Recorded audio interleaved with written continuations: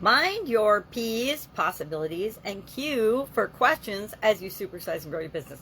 P's and Q's are mirror images of one another when it comes to seeing things. Also, B's and D's. I notice these things when I'm working with my granddaughters on numbers and alphabets and things like that. Teaching them about the difference between P's, Q's, and then B's and D's as well is always fun. But what does that have to do with today's idiom? Today's idiom is mind your P's and Q's. And we've talked about this idiom before. The actual origin of it isn't really clear. They think it could have come from pub etiquette, which what the heck is pub etiquette?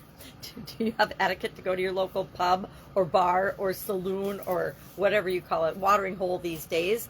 But back in the old days before there were computers and all these crazy cash registers and things, and now iPads and cell phones are being used for keeping track of people's orders and drinks. They used to, on a chalkboard, have pints and quarts, and they would use hatch marks and initials and ways of identifying how many pints or how many quarts of ale, probably beer back then, people consumed, and that's how they would figure out how much money they owed at the end of the day. So they basically run a tab on a blackboard of P's and Q's that people had consumed.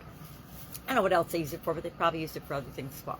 Otherwise, there's the printing press theory, where P's and Q's are mirror images of one another. So you had to be careful when you were putting the actual dies and casts into the printing press to make sure that you didn't get your P's and Q's backwards.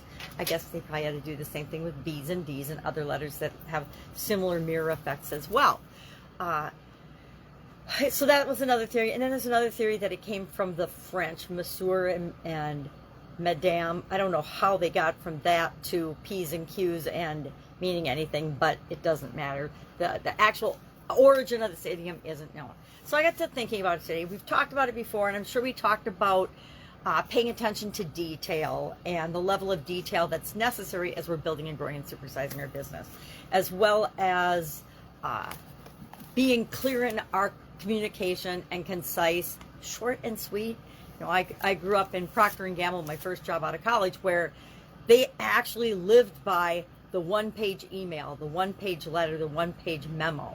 And you could have as many attachments as you wanted, but you better summarize in that first one email or one page. And it wasn't one page single space. It was, how can I clearly and concisely and simply communicate what this is about and what I need you to do about it, which has served me well throughout my entire career, because it causes me to think about what are the most critical, most important pieces of information that I want to communicate.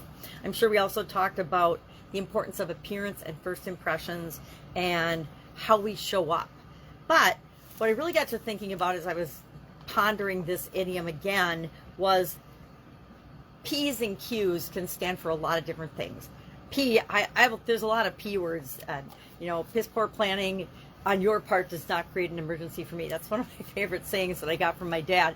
And then I saw it play out in my roles and my jobs in corporate America, that, somebody wouldn't plan, wouldn't do what they said they were going to do, and it created an emergency for other people and in other areas of the organization.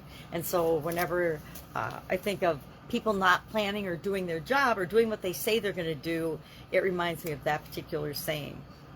Possibilities is the word that really came to mind, and infinite possibilities, as I was thinking about minding my P's and Q's, because as the owner and the builder and the visionary behind the business that I'm trying to grow and build and supersize, it's my purpose, another P word, to focus on the possibilities. There's infinite possibilities out there, but it's my job to set priorities and pick the possibilities and the potential projects that we're going to do.